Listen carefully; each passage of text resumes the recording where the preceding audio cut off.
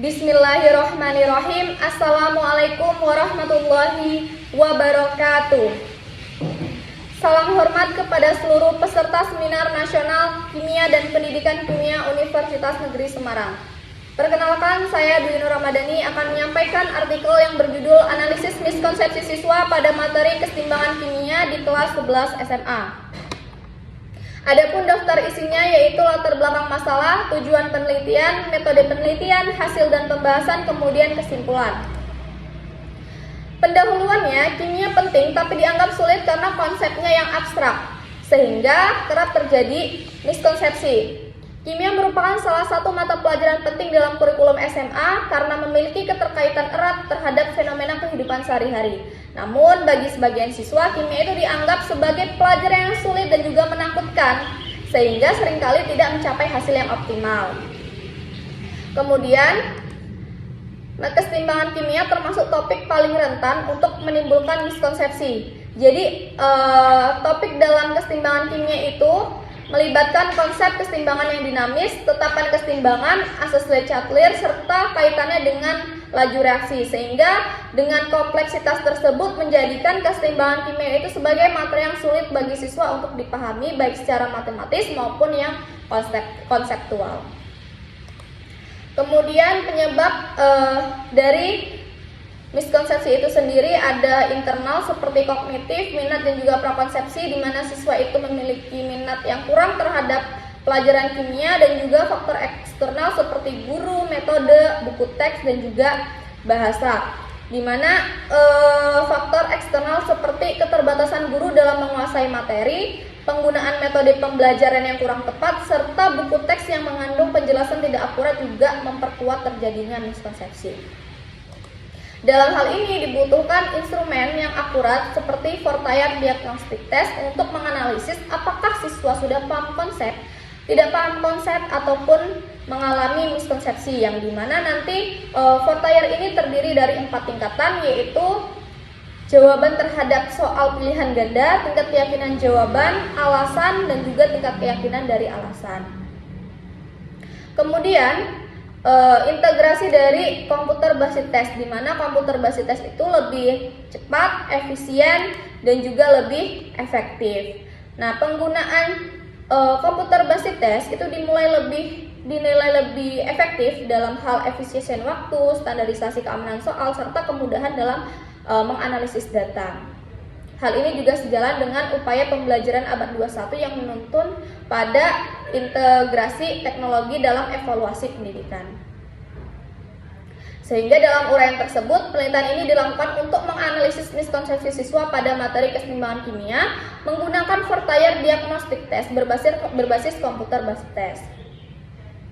Kemudian, metodologi penelitian metode yang digunakan adalah kuantitatif, menggunakan pendekatan deskriptif, di mana subjeknya ada 42 siswa kelas 11 MIPA SMA Muhammadiyah 1 Semarang.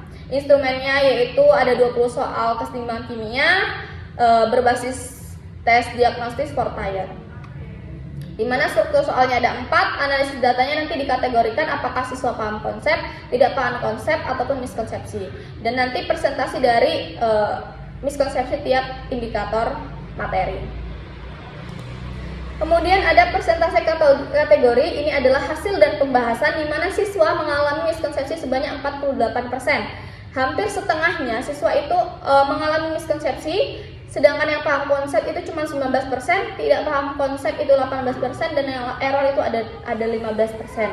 Nah, hal ini menunjukkan bahwa siswa kesulitan menghubungkan konsep abstrak dengan perhitungan matematis maupun fenomena kimia dalam kehidupan sehari-hari.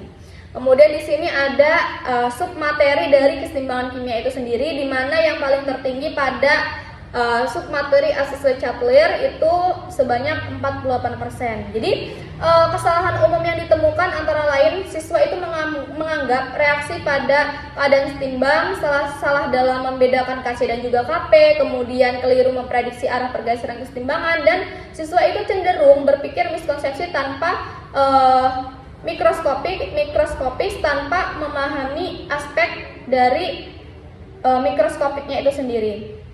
Miskonsepsi terbesar muncul pada asas Le-Chatelier, di mana siswa seringkali salah dalam memprediksi arah pergeseran kesetimbangan ketika variabel konsentrasi, suhu, ataupun tekanan diubah. Nah, hal ini menunjukkan kecenderungan siswa hanya berpikir pada level makroskopik tanpa memahami level mikroskopik. Nah, kondisi ini sesuai dengan penelitian sebelumnya yang menyatakan bahwa siswa cenderung menghafal tanpa memahami konsep dasar itu sendiri. Penggunaan teks diagnosis Fortayer berbasis komputer basis tes itu juga terbukti efektif mengidentifikasi miskonsepsi secara spesifik, sehingga guru dapat memetakan profil pemahaman siswa. Temuan ini juga menegaskan perlunya strategi pembelajaran yang menekankan keterpaduan antara 3 level, yaitu representasi makroskopis, mikroskopis, dan juga simbolik, serta berbasis eksperimen ataupun media pembelajaran yang bervariasi untuk mereduksi terjadinya miskonsepsi. Nah, berdasarkan hasil dari penelitian tersebut dapat disimpulkan bahwa miskonsepsi itu masih menjadi hambatan utama dalam pembelajaran kesetimbangan kimia. Oleh karena itu, guru perlu merancang pendekatan pembelajaran yang menekankan keterpaduan 3 level itu sendiri dan juga menggunakan variasi media pembelajaran.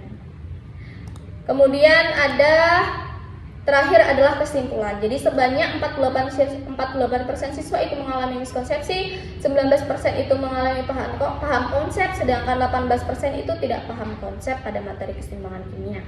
Nah, miskonsepsi terbesar itu pada materi asas Le-Chatelier, sedangkan terendah pada derajat disosiasi.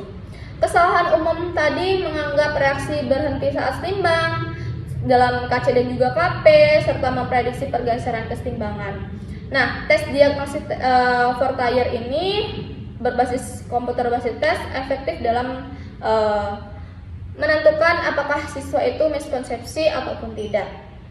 Nah, hasil penelitian menegaskan perlunya pembelajaran kimia yang menekankan pada 3 level representasi dan juga mendukung eksperimen ataupun media interaktif untuk meminimalisir ataupun mereduksi miskonsepsi itu sendiri. Baik, cukup sekian presentasi dari saya. Lebih dan kurangnya saya mohon maaf. Terima kasih. Assalamualaikum warahmatullahi wabarakatuh.